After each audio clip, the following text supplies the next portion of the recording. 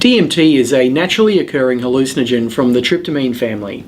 Tryptamines include drugs like psilocybin or LSD, but also the neurotransmitter serotonin. DMT often comes in the form of ayahuasca, and ayahuasca is a tea traditionally drunk in South America.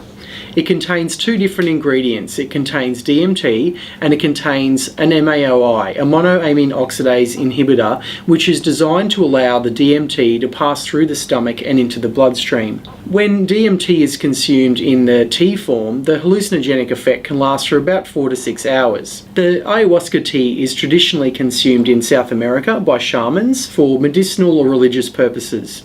Ayahuasca has become popular with Western people, and there's emerged an ayahuasca tourism industry in South America. There are ayahuasca retreats where you can pay money and take ayahuasca with a shaman in a quasi-controlled context. DMT is naturally occurring in several species of acacia here in Australia. The DMT can occur in the root bark and also in the bark of the trunk. The Acacia obtusifolia or stiffleaf wattle is one example, but there's several others. The DMT can be extracted out of the wattle using relatively commonly available chemicals. The DMT crystal which is extracted can then be smoked in a vaporizer. When DMT is smoked, it's got a much faster onset and a much shorter length of action. It might only last 10 or 15 minutes. The DMT extract can also be applied to an inert plant-based material, and that can be rolled in a joint or smoked in a bong. This material is often called chunga. It might be called chunga or a chunga mix. The Queensland Ecstasy and Related Drugs study, which happens every year, surveys regular ecstasy users. The most recent EDRS found 27% of the sample have ever used DMT and 23% had used in the previous 6 months. So while this isn't a population-based survey, it does show particular groups in the community are more likely to use than others. Queensland EDRS found very low rates of ayahuasca use, which is probably more common in new age kinds of communities and people who are seeking personal growth and development.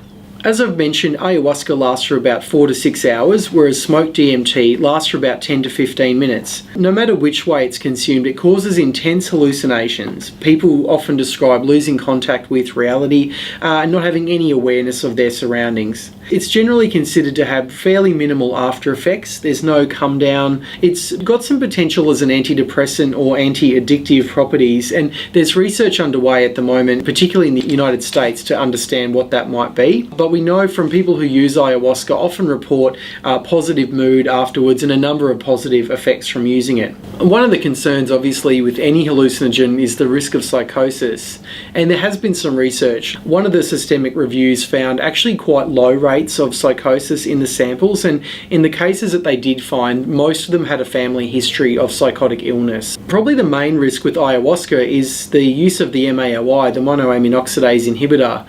MAOIs can interact with a number of different food products, including cheese or beer or soy sauce and others, causing hypertensive crisis, but it can also interact with drugs like MDMA or methamphetamine and lead to serotonin toxicity. The other risk of any hallucinogen is accidents or injuries while under the influence and unaware of your surroundings. People can have bad trip reactions where they develop panic from the effects. There can be contamination of ayahuasca brews where other ingredients are used without the knowledge of the participant. There are also some risks associated with DMT extraction. Some of the chemicals involved are flammable, and obviously there's risks associated with that. Smoked DMT can be quite harsh on the lungs, and if people have got respiratory problems like asthma, it can inflame that kind of thing. And there's also been some risks associated with ayahuasca tourism and some of the probably unethical operators occurring in South America.